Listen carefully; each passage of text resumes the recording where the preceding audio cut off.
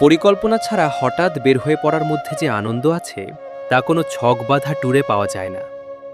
আজ আমরা ৩ বন্ধু মিলে বাইক রাইডে বেরিয়েছিলাম।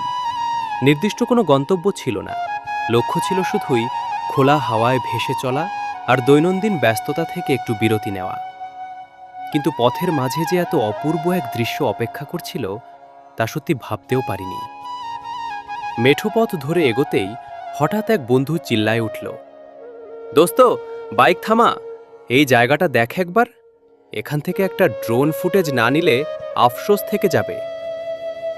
বাইকটা রাস্তার পাশে স্ট্যান্ড করে চারপাশটা দেখে আমরা তো পুরো তাজ্জব। একপাশে সবুজ ধানক্ষেতের দিগন্ত বিস্তৃত কার্পেট, আর ঠিক তার পাশ দিয়েই বয়ে চলেছে কাঁচের মতো স্বচ্ছ পানির এক খাল। পানি এতই পরিষ্কার যে রোদের আলোয় তলার সবকিছু ঝকঝক করছে, আর মাথার উপর বিশাল নীল আসমান, যেন একদম ক্যানভাসে আঁকা ছবি। দেরি না করে ব্যাগ থেকে ড্রোনটা বের করে সুইচ অন করলাম। প্রোপেলারের চেনা সেই আওয়াজে ড্রোন টেক অফ করতেই রোমাঞ্চটা দ্বিগুণ হয়ে গেল।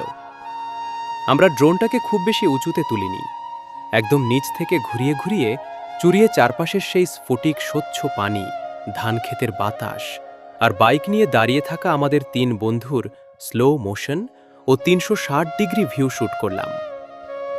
ক্যামেরা যখন নিচ থেকে ঘুরছিল, ডিসপ্লের স্ক্রিনে আসা দৃশ্যটা দেখে আমরা নিজেদের চোখকেই বিশ্বাস করতে পারছিলাম না।